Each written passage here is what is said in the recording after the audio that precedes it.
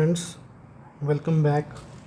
This video is the second part of the paper discussion, that is MPSC 003. In the part 1 we have already discussed the first section, that is question 1 to 5. Now we will come into the second section, question number 6. So the sixth question is write on utilitarian principles of Jeremy Bentham. So Jeremy Bentham, utilitarianism, he is a consequentialist thinker, utilitarian thinker. His theory is known as consequentialist ethical theory. Centers on the principle of maximizing happiness and minimizing suffering for the greatest number of people. दोस्तों, उसका एक coat भी है famous, जहाँ वो बोलता है कि maximum happiness of the maximum number of the greatest people of number. Same thing यहाँ पे भी यही मेंशन की गई है. He believe that action should be judged based on the outcome. वो आउटकम पे जज करता है एक्शंस को. Specifically their tendency to produce pleasure and avoid pain. Specially उनकी जो टेंडेंसी है जो प्लेजर प्रोड्यूस करने की और अवॉइड करने की पेन को, उसको वो नज़र रखते हुए ये बात बोलता है. और उसके मुताबिक बेस्ट एक्शन वही है जो मोस्ट ओवरऑल हैप्पीनेस एक पर्सन को दे. उसके कोर प्रिंसिपल्स पे आते हैं. सो बेंथम का फर्स्ट कोर प्रिंसिपल जो है वो यूटिलिटी है. वो यूटिलिटी को बोलता है. Foundational principle of Bentham is utilitarianism. The actions are right. He said that the actions are right. कौन से एक्शन राइट हैं? जो प्रमोट करते हैं हैप्पीनेस को. और रॉन्ग कौन से हैं? जो उसका रिवर्स करते हैं, हैप्पीनेस का रिवर्स सैड, जो सैड करते हैं. सिंपली वो बोलता है यूटिलिटी उससे मिलती है, यूटिलिटी हमको उससे मिलती है, एक्शन से, उस एक्शन से मिलती है जिससे हमें प्लेजर मिले और पेन कम हो और प्लेजर ज़्यादा मिले. तो ये चीज़ हम ज़्यादा रखेंगे. बेसिक प्रिंसिपल इसका यही है. तो हेडोनिस्टिक का नेक्स्ट उसका प्रिंसिपल हेडोनिस्टिक का प्रिंसिपल है. ये एक और प्रिंसिपल डिस्कस कर रहे हैं हम. बेंथम बिलीव करता है कि plain and pleasure are the foundational motivators of human action. जो ह्यूमन एक्शन के फाउंडेशनल मोटिवेटर्स है वो प्लेजर एंड पेन है.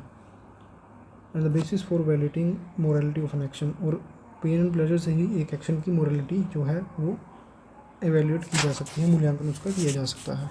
He viewed happiness as the experience of pleasure. Happiness को बोलता है कि प्लेजर का एक्सपीरियंस होना और एब्सेंस होना पेन की, जहाँ हमने ये चीज़ डिस्कस कर ली है. जितना ज़्यादा प्लेजर होगा उतनी ज़्यादा हैप्पीनेस होगी. हैप्पीनेस को उसने यूटिलिटी के साथ अब वो कर दिया, मैच क्या बोलते हैं, इक्वेट कर दिया. नेक्स्ट जो है उसका प्रिंसिपल वो है कॉन्सिक्वेंशलिज्म.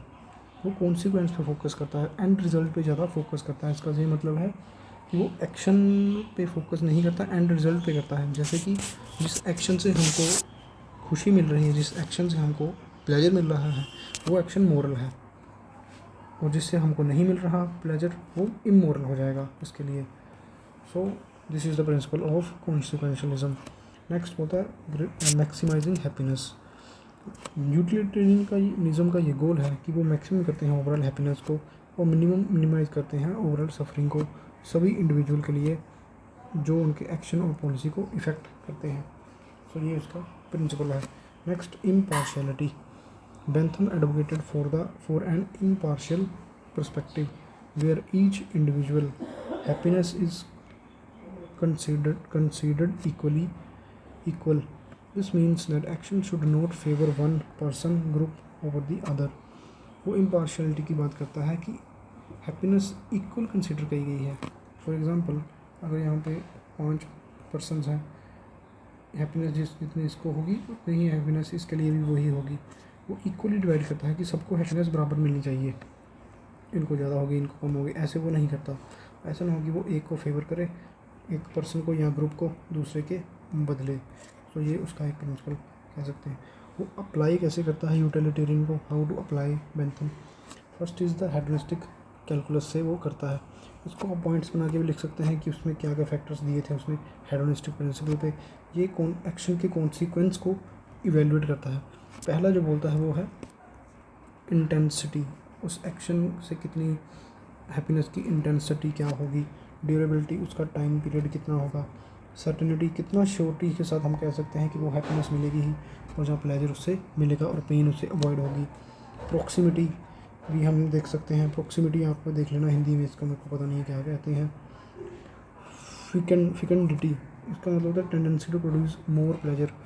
तो एक एक्शन से हमको एक बार करके कितना मोर प्लेजर हमको मिल सकता है, तो वो भी एक्शन की बात करता है। प्योरिटी, प्योर प्लेजरेबल कितना मिलता है। ये कितने हो गए 2 3 4 5 6 एंड 7 प्रिंसिपल दिए थे। हाँ 7 एक्सटेंट, कितने नंबर ऑफ पीपल को वो एक्स करता है। तो 7 जो हैं इसमें हमें फैक्टर्स हैं। आप 1 2 3 करके भी पेपर में लिख सकते हैं, पेपर को अच्छा इंप्रेशन पड़ेगा। तो इससे वो प्लेजर और पेन ऑफ एन एक्शन को इवेलुएट करता है। नेक्स्ट जो है application of law to law and print policy.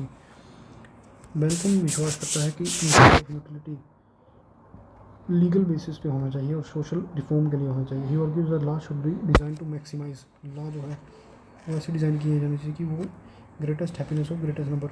Main generally यही कोर उसका सबसे फेमस है, greatest happiness of greatest number. इसको आप स्टार मार्क कर लेंगे। अगर इसको भी आप एक्सप्लेन कर पाएंगे एग्ज़ाम में तो ये बहुत बढ़िया सही क्वेश्चन बन जाएगा आपके लिए। की एस्पेक्ट क्या है यूटिलिटेरियन के, वो नेचुरल राइट को रिजेक्ट करता है, reject the natural right theory. Next influence on legal reforms, significantly influenced legal reforms in England, particularly areas like criminal law and prison reforms के बारे में वो लीगल रिफॉर्म्स के बारे में इन्फ्लुएंस करता है। उसकी जो यूटिलिटेरी का प्रिंसिपल है, यूटिलिटेरियनिज्म का principle reforms. Next is the distinction from other utilitarians. Bentham utilitarianism is often referred to as act utilitarianism. Bentham की utilitarianism, act utilitarianism वो इंडिविजुअल के एक्शन के कॉन्सिक्वेंस पे ज़्यादा ध्यान देता है, फोकस करता है। जो उसके बाद लेटर यूटिलिटेरियंस आए, थिंकर्स आए, जैसे कि J.S. मिल, जॉन स्टुअर्ट मिल, उनकी यूटिलिटेरियन का वर्जन जो था वो रूल यूटिलिटेरियनिज्म था, जो जनरल रूल्स पे फॉलो करके कॉन्सिक्वेंस पे जाते हैं। वो फोकस करते हैं consequence of following general rules, वो रूल्स को फॉलो करने की बात करते हैं। यहाँ पे एक्शंस की बात की जा रही है। सो दो तरह के यूटिलिटेरियनिज्म हमने देख लिए। तो this is the notes for the Hindi students, they can read from hair.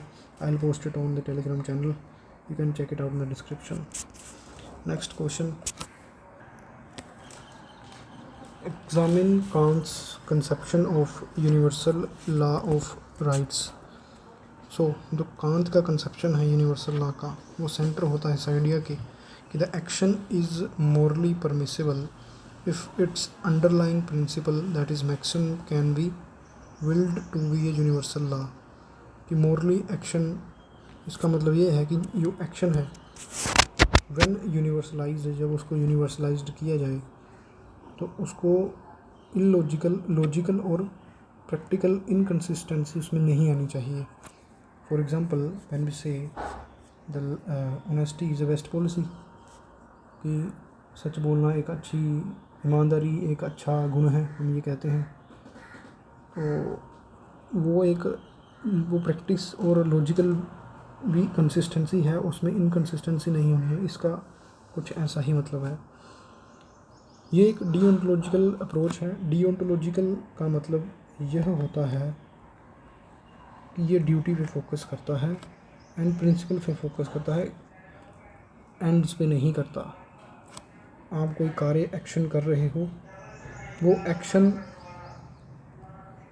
का कैसे करेंगे, ड्यूटीज़ और प्रिंसिपल्स के अकॉर्डिंगली आप करेंगे, ना कि कॉन्सिक्वेंसेस को नज़र रखते हुए। जैसे कि बेंथम कहते हैं कि कॉन्सिक्वेंसेस जो होंगे एक्शन के वो निर्धारित करेंगे कि वो एक्शन मोरल है या इमोरल है।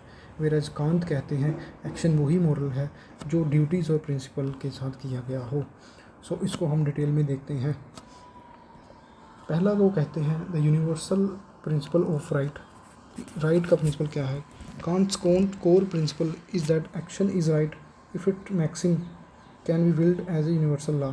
जो भी हमें ऊपर हमने जो भी पढ़ा ये वही इसी का ही एक एक्सटेंशन दिया गया है। एग्जाम्पल भी देख लेते हैं। एग्जाम्पल भी यही है कि लाइंग कैन नॉट बी यूनिवर्सलाइज्ड, झूठ बोलना हम यूनिवर्सलाइज्ड नहीं कर सकते, बिकॉज आप खुद ही समझदार हैं, आप इसको खुद भी एक्सप्लेन कर सकते हैं। लेकिन देख लेते हैं, if every one lied the very concept of truth would be undermined making lying pointless. अगर सभी झूठ बोलने लग जाएंगे तो सच्चाई की कोई वैल्यू रह नहीं जाएगी, ट्रुथ का कंसेप्ट जो है सच्चाई वो कुछ रह नहीं जाएगी। नेक्स्ट सेकंड जो प्रिंसिपल है कांत का वो है डिओंटोलॉजी और ड्यूटी। जैसे कि हमने ऊपर भी देखा इंट्रोडक्शन में, कांत का जो अप्रोच है वो डिओंटोलॉजिकल है, मीनिंग वो फोकस करते हैं ड्यूटी पे और रूल्स पे, दैट इज़ प्रिंसिपल्स पे, rather than the consequences of an action. वो परिणाम पे नहीं करते हैं ज़्यादा फोकस, वो फोकस ज़्यादा करते हैं ड्यूटी और रूल्स पे कि किसी एक्शन को कैसे परफॉर्म किया जाता है। The rightness of an action is determined by its conformity to the universalable maxim. तो राइटनेस वही चीज़ को फिर से इन्होंने अलग शब्दों में लिख दिया है, regardless of whether it leads to positive और नेगेटिव आउटकम। आप किसी एक्शन को करें उसके कॉन्सिक्वेंसेस के बिना, फॉर एग्ज़ाम्पल आप एग्ज़ाम की प्रिपरेशन कर रहे हैं अपने इग्नू के, सो आप ये ना सोचें कि कॉन्सिक्वेंस क्या होगा, कि मेरे नंबर बढ़िया आएंगे या बहुत अच्छे आएंगे या कम आएंगे। आप ये सोचें कि मैं रूल्स एंड रेगुलेशंस को फॉलो करके करूँगा, मैं अपनी ड्यूटी समझ के इसको पढ़ूँगा क्योंकि मैंने एडमिशन ली है, मैं पढ़ना चाहता हूँ। सो यही कांत कहना चाहते हैं, बेसिक एग्जांपल से मैंने आपको बताने की प्रयास किया है। दिस कॉन्ट्रैक्ट विद कॉन्सिक्वेंसलिस्ट एथिक्स, जो हमने ऊपर से बोला बेंथम जो कहते हैं उसके कॉन्ट्रैक्ट्स में आते हैं, जो एक्शन को जज करते हैं रिजल्ट के बेस पे, जबकि ये जज करते हैं उनके किस प्रकार से वो एक्शन परफॉर्म किया गया है, उसकी ड्यूटीज़ को समझ के वो ड्यूटीज़ और principle that is duties and rules को करते हैं। Next, contradiction and universalization. Kant test करते हैं universalizability sorry involving imagining a world where everyone act on the same maxim. If it lead to contradiction that is illogical or practical, then the maxim is morally impermissible.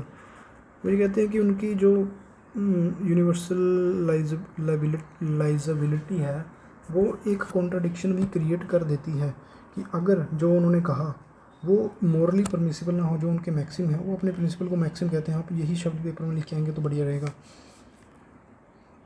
जो उनके maxim है वो शायद morally इम्परमिसिबल है। Contradiction किस प्रकार की हो सकती है कंसेप्शन में? The universalised maxim become illogically impossible to conceal, कि वो इलॉजिकल हो जाए, कि वो लॉजिकली इम्पॉसिबल हो जाए कंसील करना उसको, तो कॉन्ट्राडिक्शन कंसेप्शन में आ सकती है। Contradiction in the will, the universalised maxim is something that a rational being would not rationally will to be universalized, कि जो यूनिवर्सलाइज्ड मैक्सिम वो समटाइम रैशनल बीइंग के लिए यूनिवर्सलाइज करना आसान ना, सो ये उनकी कॉन्ट्राडिक्शन भी आ जाती है। Next, freedom and right. Kant connects the universal law of right with the concept of freedom. External freedom, the freedom to act upon one's choice is the central concept of Kant's legal philosophy.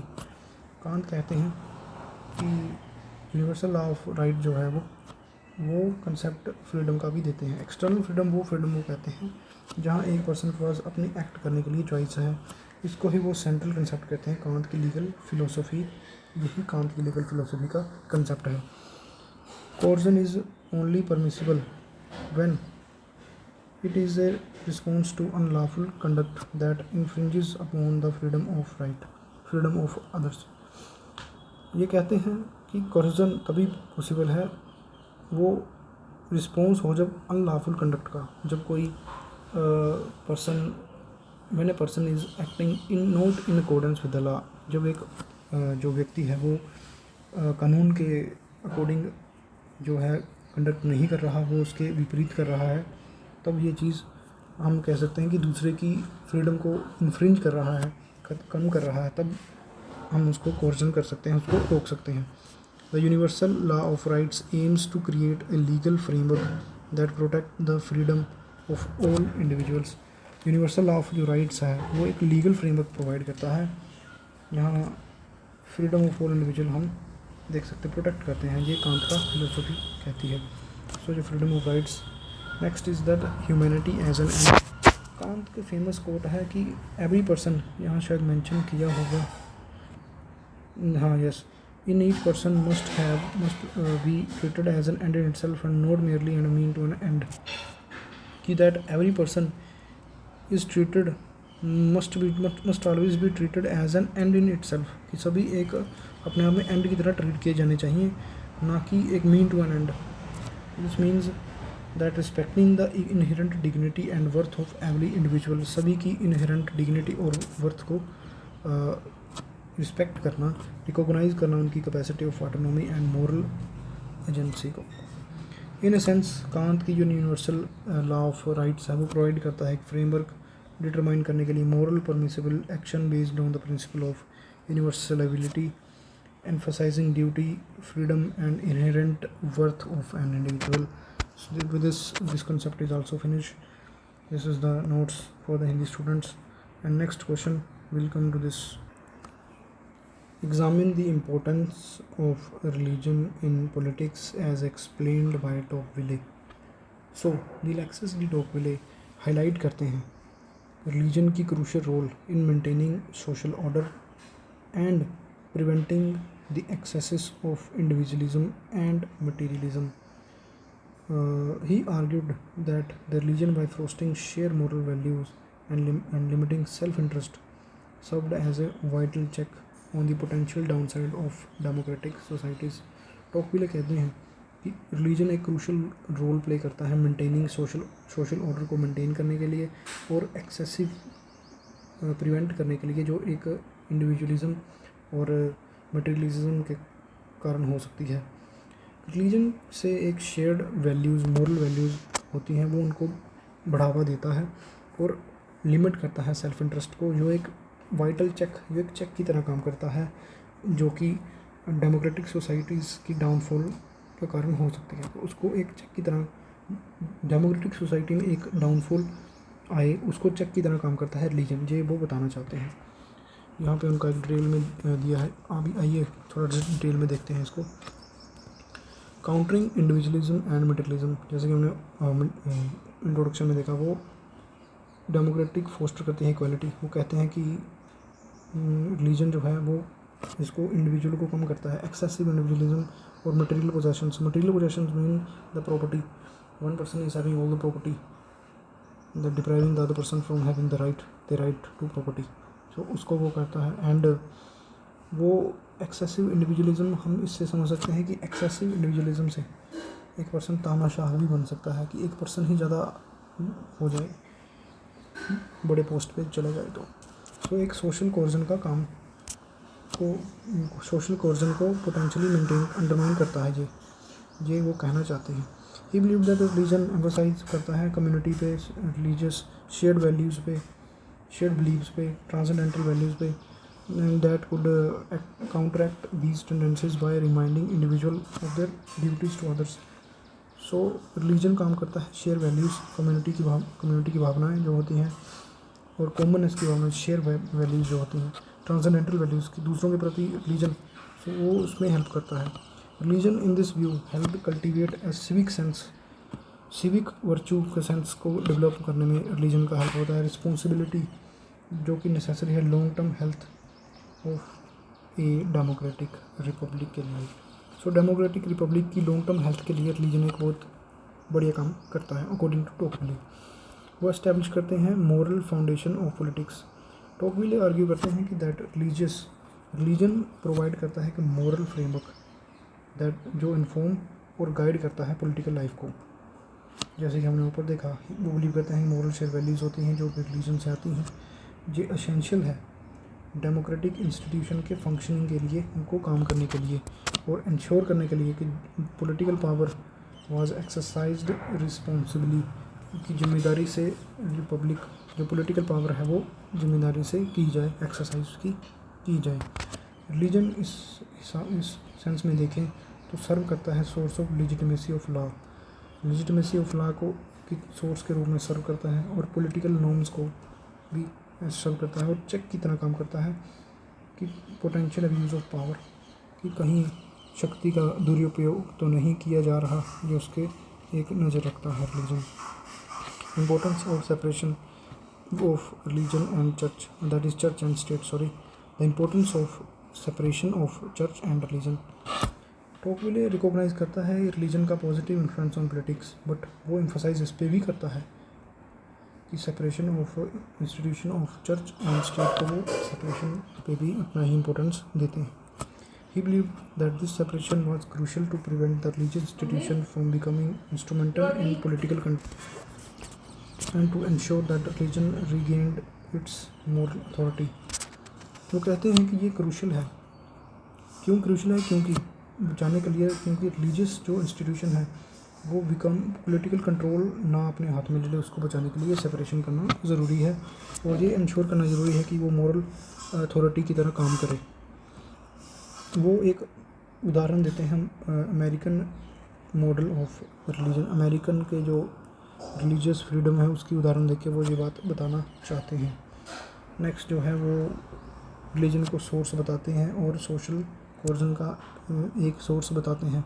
Social coercion मतलब social में जो community है, वो community commonness की feeling है, ये अलग अलग लोग हैं और जो मानते हैं कि हम ये सोसाइटी का हिस्सा है, हम सब एक चीज़ को कॉमन है, that is share values and beliefs हम में कॉमन है। तो वो एक पावरफुल फोर्स की तरह काम करता है रिलीजन, ये वो कहना चाहते हैं। वो ये भी कहते हैं कि रिलीजियस इंस्टीट्यूशन फोस्टर करते हैं कम्युनिटी की फीलिंग्स एंड बिलोंगिंग्स की, और पर्टिकुलर इन द सोसाइटीज़ जो करेक्टराइज की जाती हैं सोशल मोबिलिटी और इंडिविजुअलिज्म से, ये वो कहना चाहते हैं। So this sense of community in turns could strengthen the bond of the friendship and contribute to stability of the democratic order, ये वो कहना चाहते हैं। तो इन सेंस हम ये कह सकते हैं कि टोकविले का जो रिलीजन है, not saw religion as a force that dictate politics but as a crucial role of moral guidance, social cohesion and a check on the potential excesses of democracy. वो कहते हैं कि रिलीजन ना कि एक फोर्स की तरह काम करता है जो डिक्टेट करता है पॉलिटिक्स, बट एक क्रूशल सोर्स की तरह काम करता है जो एक मोरल गाइडेंस प्रोवाइड करता है, सोशल कोर्जन प्रोवाइड करता है और चेक की तरह प्रोवाइड करता है कि डेमोक्रेसी का कहीं एक्सेसिव यूज़ तो नहीं किया जा रहा, दैट इज मीन दैट दुरुपयोग तो नहीं किया जा रहा। ही believe that the healthy democracy requires vibrant religious sphere that could both influence and be independent from the political realm according to the scholars। so यहाँ तक का बहुत है, ये तो हो गया। सो वो यही कहना चाहते हैं कि वो एक वाइब्रेंट रिलीजन एक हेल्थी डेमोक्रेसी के लिए ज़रूरी है। So this is the topic. So the next question we are having is the analyse idealism and theory of state as formulated by Hegel. Hegel की आइडियलिज्म और थ्योरी ऑफ स्टेट की theory को analyse करें। So Hegel idealism posit that reality is fundamentally shaped by ideas and reason with the state representing the highest embodiment of this rationality. वो कहते हैं कि जो रियलिटी है वो फंडामेंटली शेप की जाती है आइडियाज़ से और रीजन से, और स्टेट जो है वो रिप्रेजेंट करता है highest of this reality embodiment of this rationality. उस रीजन का सबसे हाईएस्ट जो है वो स्टेट के पास सबसे ज़्यादा रैशनैलिटी है। His theory of state deeply intertwined with his idealism views he says that the state as the culmination of the historical and dialectical processes where individual freedom and common good are reconciled. The state for Hegel is not merely a mean to an end, but an end in itself, embodying the ethical life and the ultimate realization of the absolute idea. वो कहते हैं कि state means not merely mean to an end, state एक end की तरह काम नहीं करता है, बट वो अपने आप में ही एंड है, स्टेट ही एंड है। वो स्टेट को ही उसने सबसे ऊंचा दर्जा दे दिया है। वो अल्टीमेट आइडिया जो कहते हैं वो स्टेट ही है, सिर्फ स्टेट के पास ही सबसे ज़्यादा रैशनैलिटी है। हमारी जो कहते हैं कि रियलिटी है वो शेप होती है आइडिया से, और सबसे ज़्यादा रीज़न से, सबसे ज़्यादा रीज़न किसके पास है? स्टेट के पास। तो उसने बोला कि स्टेट सबसे ज़्यादा हाई लेवल पे रैशनैलिटी उसके पास है। So now will discuss the idea of idealism, Hegel's idealism.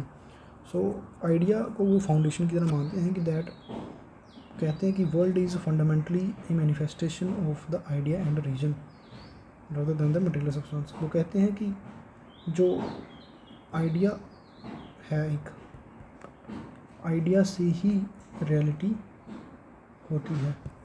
पहले उसका आइडिया, फिर उसका रियलिटी आई। अभी इसकी एग्जांपल देखेंगे हम। फॉर एग्जांपल हम कह लेते हैं कि पहले दुनिया में कार का आइडिया आया, ये कार है। पहले उसका आइडिया, फिर रियलिटी में एक कार बनी, ये कार ऐसी होती है। So that is, you can say the example of this. Next is that absolute spirit. He believe that absolute spirit, और यीस्ट शब्द उसने उपयोग किया था, drives the historical processes unfolding through the consciousness and institutions. Dialectical processes. He believed that dialectical processes. According to Hegel, history is the progressive unfolding of the spirit through the dialectical process of thesis, antithesis and synthesis. वो कहते हैं कि पहले thesis होती है किसी चीज़ की, उससे हम एंटीथीसिस पे आते हैं, और लास्ट में जाके हमें सिंथेसिस मिलता है। ऐसे हिस्ट्री मूव करती है। हिस्ट्री डायलेक्टिकल वे में मूव करती है। This is dialectical way history, then we are getting the synthesis. His ideas, these ideas clash and merge to create a more advanced ideas. So ये दो आइडियाज़ क्लैश करते हैं आपस में और एक नए आइडियाज़ को जन्म देते हैं। उसकी थ्योरी ऑफ स्टेट को हम देखते हैं।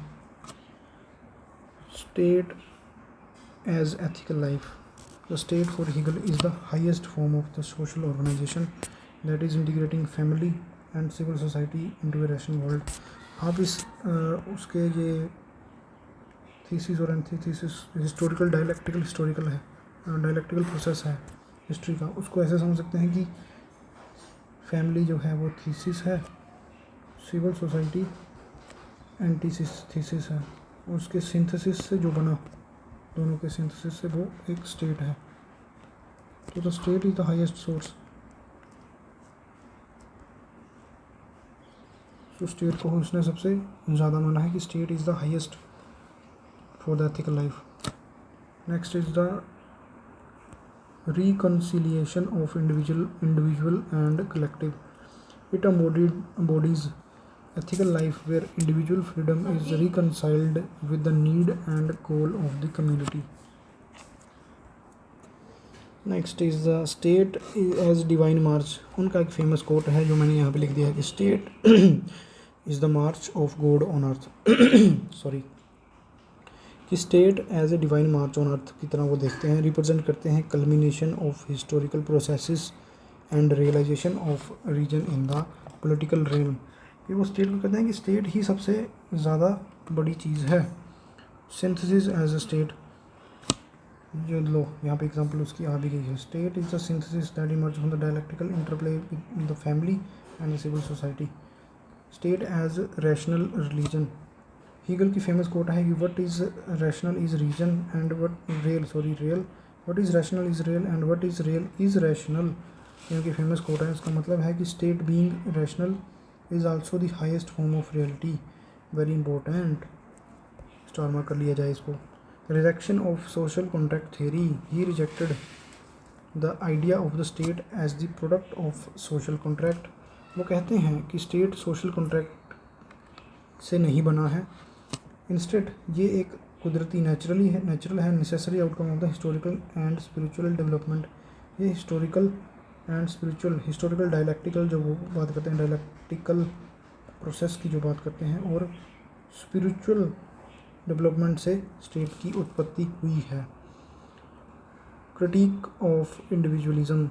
While acknowledging the importance of the individual freedom, Hegel prioritizes the state's role in guiding and shaping individual development. वो फ्रीडम देते हैं इंडिविजुअल को, पर वो स्टेट को रोल दे देते हैं गाइड करने का और शेप करने का इंडिविजुअल की डेवलपमेंट। सो वो कहीं ना कहीं अथॉरिटेरियन रिजीम को एक अथॉरिटेरियन रिजीम के बारे में बता देते और हम कहीं अथॉरिटेरियन रिजीम को प्रमोट करते हैं या उनका साथ देते हैं। Constitutional monarchy, Hegel favoured constitutional monarchy को वो फेवर करते हैं, where the monarch is the embodiment of the state sovereignty but their power is exercised through the universal law and advised by the ministry and the civil service. कि monarch की embodiment state की sovereignty, but उसकी जो power है वो exercise की जाए universal law के द्वारा और एडवाइस उसको किया जाए मिनिस्ट्री और सिविल सोसाइटी के द्वारा। तो हम सेंस ये कह सकते हैं कि जो उसकी थ्योरी ऑफ स्टेट है वो एक कॉम्प्लेक्स और पावरफुल आर्ग्यूमेंट है उसकी state centrality in human affair में, रूटेड इन हिज उसकी फिलोसॉफिकल आइडियलिज्म में उसकी जड़ें हैं उसकी स्टेट की थ्योरी की। एंड वो बिलीव करता है progressive unfolding the religion through history को उसकी अनफोल्ड करने में हिस्टोरिकल डायलेक्टिकल के प्रोसेस को बताया गया है। तो इस प्रकार से हमारा हीगल का जो थ्योरी है आइडियलिज्म और स्टेट की जो थ्योरी वो उसको हम एक्सप्लेन कर सकते हैं। Next question we are having the last one, that is the Karl Marx theory of class war. So the Karl Marx theory of class war, core component of his broad Marxist theory, posits that history is driven by the conflict between the social classes। इस social classes की conflict से ही जो है class war निकलती है, specially the बुर्जुआस जिनके पास resources हैं, that is जो ओनर हैं प्रोडक्शन मीन्स ऑफ प्रोडक्शन के। सेकंड इज़ द प्रोलिटेरिएट जो कि वर्कर क्लास हैं। मार्क्स आर्ग्यू करते हैं ये कॉन्फ्लिक्ट इनहेरेंट है कैपिटलिज्म में जो लीड करते हैं क्योंकि इससे एक्सप्लॉयटेशन होती है, इनइक्वालिटी आती है, अल्टीमेटली रेवोल्यूशन आएगा या आता है। While influential is in his theory has faced criticism, काफ़ी इन्फ्लुएंशियल रही है उसकी थ्योरी पर क्रिटिसिज्म फेस करने पड़े हैं। For its deterministic view of history, over simplification of social dynamics and it's questionable implementation in communist country.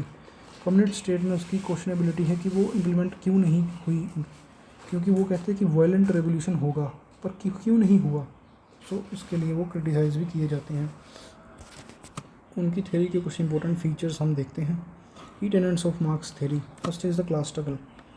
Marks विश्वास करते हैं कि हिस्ट्री के थ्रू आउट द हिस्ट्री जो सोसाइटी है वो करेक्टराइज की जाती है फंडामेंटल कॉन्फ्लिक्ट जो कि रूलिंग क्लास और सबऑर्डिनेट क्लास में होती है। रूलिंग क्लास जो मीन्स ऑफ प्रोडक्शन को ऑन करते हैं और सबऑर्डिनेट क्लास से प्रोवाइड करते हैं लेबर को। नेक्स्ट वो कहते हैं कि कैपिटलिज्म एंड एक्सप्लॉयटेशन, वो कहते हैं कि अंडर कैपिटलिज्म जो बुर्जुआ क्लास है वो एक्सप्लॉयट करते हैं प्रोलिटेरिएट्स को by appropriating the surplus value created by their labour. वो उनकी सरप्लस वैल्यू, फॉर एग्जांपल एक वर्कर है जो कैपिटलिस्ट के लिए काम कर रहा है, वो सारा काम वर्कर्स कर रहा है पर जो कैपिटलिस्ट है वो उसको सिर्फ उतनी ही वेज देंगे सो दैट वो घर जाके खाना खा सके और कल फिर से काम पे आ सके, ताकि उसको सिर्फ इतना ही याद रहे कि मैं काम पे आऊँगा तभी मेरे को खाना मिलेगा। सो जो जबकि वो जो काम कर रहा है उसकी वैल्यू जो है वो सारी वैल्यू का जो फ़ायदा है वो बुर्जुआ क्लास दैट इज़ कैपिटलिस्ट जो हैं वो उठा रहे हैं।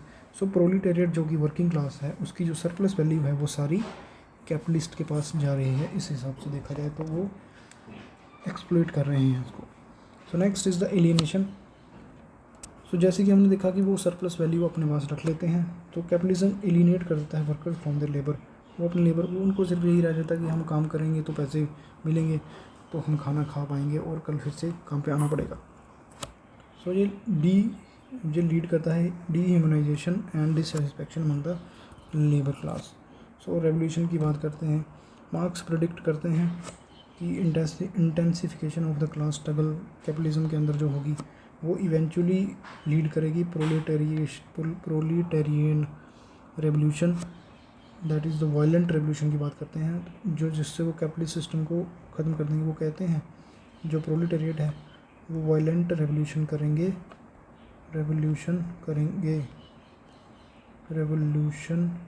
करेंगे और कैपिटलिज्म को उखाड़ फेंकेंगे, कैपिटलिस्ट क्लासेस को ख़त्म कर देंगे और कम्युनिज्म को लाएंगे। So the revolution will usher in the capitalist society lead characterized by the evolution of private property, class distinction and the state। वो कैपिटलिज्म को ख़त्म करेंगे, प्राइवेट प्रॉपर्टी को एबॉलिश करेंगे, क्लास डिस्टिंक्शन को भी ख़त्म करेंगे और स्टेट को भी ख़त्म कर देंगे। Historical materialism. Marks viewed history as a progression between through different modes of production, which each stage marked by the class conflict। His theory is called historical materialism. Very important. His theory is known as historical materialism because it emphasizes material conditions and economic relation in shaping history। So ये हैं उसकी stages of the history and the class conflict at each stage कैसे होती हैं। सबसे पहले देखेंगे primitive stage में वो कहते हैं सबसे पहले जो हिस्ट्री है वो हिस्टोरिकल डायलेक्टिकल हिस्टोरिकल मटेरियलिज्म की बात करते हैं। सबसे पहले प्रीमेटिव कम्युनलिज्म में ना कोई क्लास थी ना कोई कॉन्फ्लिक्ट था, लेकिन जैसे स्लेवरी आई, स्लेव ओनर्स और स्लेव्स, जैसे दासिता और गुलामता, और जो मास्टर्स थे वो उनके ओनर्स थे और जो दास थे वो उनके बीच में कॉन्फ्लिक्ट हो गया। उसके बाद फ्यूडलिज्म में हम देखें सामंतवाद में जो ओनर्स थे और सर्फ वो यूज़ करते हैं, सर्फ जो थे जो उनके लैंड पे काम करते थे उनके बीच में कॉन्फ्लिक्ट आ गया। कैपिटलिज्म में वो बुर्जुआ क्लास और प्रोलेटेरिएट क्लास के बारे में बताते हैं। सोशलिज्म में वो कहते हैं कि स्टेट मैनेजर और वर्कर्स के बीच में कॉन्फ्लिक्ट होगा। और लास्ट में वो बताते हैं कम्युनिज्म आएगा जहाँ पे क्लास नहीं होगी और कॉन्फ्लिक्ट भी नहीं होगा। और ये कैसे आएगा, ये वायलेंट रेवोल्यूशन से होगा। वायलेंट रेवोल्यूशन की बात वो करते हैं Karl Marx, very revolutionary thinker. Now let us discuss about the criticism of Marx theory. First is determinism. Critics argue that Marx's theory is purely deterministic, suggesting that social change is inevitable and preordained rather than shaped by human agency and contingencies। Oversimplification।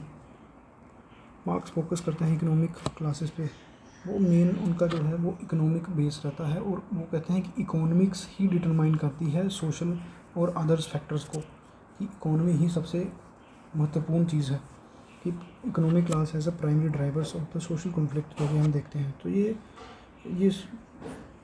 कई scholars के द्वारा देखा जाता है कि over simplify कर दिया उन्होंने कॉम्प्लेक्स सोशल डायनामिक्स को, क्योंकि वो इकोनॉमिक्स क्लास पे ही ज़्यादा फोकस करते हैं, जो जबकि वो अदर जो फैक्टर्स हैं एथनिसिटी, रिलीजन, जेंडर, उसको वो जो कि सिग्निफिकेंट रोल प्ले करते हैं सोशल स्ट्रेटिफिकेशन कॉन्फ्लिक्ट में, उसको वो रिजेक्ट करते हैं, उसमें वो ज़्यादा बताते नहीं हैं। Practical implementation of the Marxist theory in communist state has often result in authoritarian regime suppressing the individual right and economic hardship.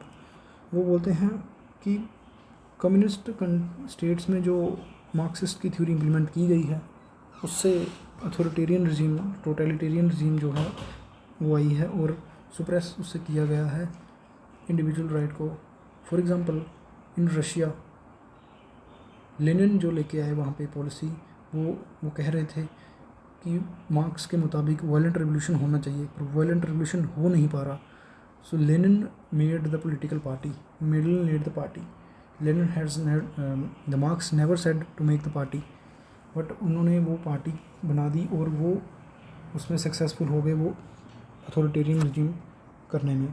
Failure of the revolution. Marx prediction of the proletariat revolution in the capitalist society has not materialised in the way he envisioned. जैसा कि marks ने बोला था वैसा नहीं हो पाया, but उसके रिज़ल्ट में अगर हम देखेंगे तो सोशलिज्म आ गया।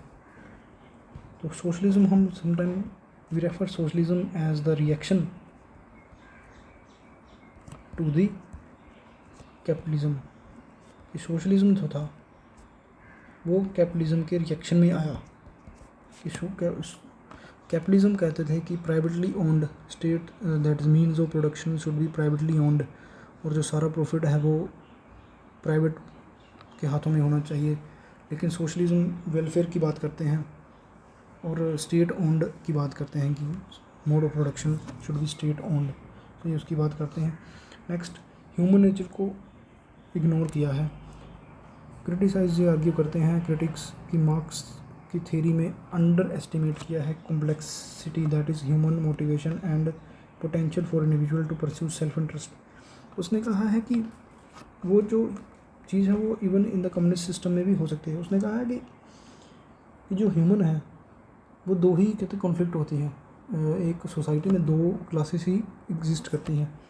नेक्स्ट जैसे कि आ रहा है कि मिडिल क्लास को उसने बताया ही नहीं। The rise of the strong middle class in the capitalist societies has challenged the Marx prediction of increasing marginalisation of the proletariat. वो कहते हैं कि प्रोलेटेरिएट्स को उसने कहा था कि प्रोलेटेरिएट रेवोल्यूशन करेंगे कैपिटलिस्ट सोसाइटीज़ में, पर rise of the middle class के बारे में तो उन्होंने जिक्र ही नहीं किया कि मिडिल क्लास भी तो राइज कर सकता है। सो कंक्लूजन में हम ये बता सकते हैं कि मार्क्स की theory of class war has been influential in understanding social and economic inequalities. Its deterministic nature, oversimplification of social dynamics, and problematic implementation in the communist state has led to the significant criticism. पहले उसकी qualities बता दी गई, उसकी फिर criticism बता दी गई। Marxism ideas remain a powerful lens for analyzing social and economic power structures, but they must be critically examined in the light and limitation in the historical context. इसको आप छोड़ भी सकते हैं, इतना बोलते हैं कि तो ये आंसर आपका हो जाएगा। So with this we come to an end of this section. This is the Hindi notes, ये आप देख सकते हैं, मैं अपने टेलीग्राम पे डाल दूँगा, डिस्क्रिप्शन में उसका लिंक डाल दूँगा। सो अगर आपको एक्सप्लेनेशन पसंद आई हो तो प्लीज़ चैनल को सब्सक्राइब करें और लाइक करें वीडियो को, और जो पेपर दे रहे हैं बच्चे जो पढ़ते हैं प्लीज़ उनके साथ ये वीडियो शेयर करें ताकि उनकी भी हेल्प हो सके, एंड टेलीग्राम को ज्वाइन कर लें। Thank you.